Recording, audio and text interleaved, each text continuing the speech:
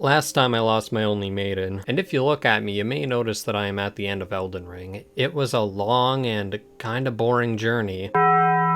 We start at Farum Azula, which was probably the second most impressive area in terms of art direction, but at this point my patience had run thin with the high health, high damage enemies, so I just ran past everything. I got to the Godskin duo and I had long since stopped caring about soloing everything because the last leg of this game is kind of absurd. So before I activated the boss, I got a summon and made a mimic, effectively trivializing a boss fight that I probably would have been stuck on for hours otherwise. This now brings us to the clergy beast, who is actually Malekith? What? Now guys, I'm all for edginess, I'm all about Berserk references, and Malekith is probably my favorite character design FromSoft has done in a long time. His first phase has reactable attacks, second phase has what I'm gonna call reasonable damage, and in the end I kind of abused a mimic to get through. I did not feel accomplished, I did not have fun, so I took my prize and burned the Erd Tree. Thus, we are brought back to what's left of the capital. Gideon showed up and foolishly attempted to break down my self-esteem, but I'm using a mimic, so I already thrown all my dignity as a Souls player away.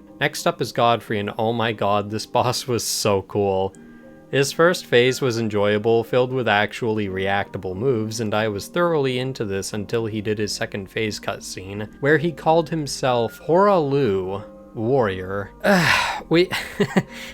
We went from Godfrey, first Elden Lord, to Horalu, warrior. That's like me going from Basil the Bulgar Slayer to Tamarin, YouTuber. It just doesn't have the same ring, does it? Aside from that, he does have my favorite attack in the game, and in the end, he turned out to be a far less frustrating battle than Malekith, so bonus points for him. So up the stairs and into the light, I see Marika trapped in a rune arc, awakening her second, more masculine half, Radagon of the Golden Order. The fight was intense, somewhat exploitable, yet fun all the way through, concluding Elden Ring with one of the best final bosses in video games, period, is what I wish I could say, because the game ended with the Elden Beast, probably the most visually impressive creature FromSoft has made, and yet it was the worst way to end the game. This thing runs away every time you catch up to it, and depending on your luck, it will let you get close and do an easy to dodge sword swing. Otherwise, it will throw an orb of death that will pick away at your health while it continues to attack you. It only took me a few tries to beat both Radagon and the Elden Beast, but why couldn't we had just allowed the game to end on this guy? In the end, Ronnie appeared to usher in a new age of free will for everyone, which is kind of bullshit.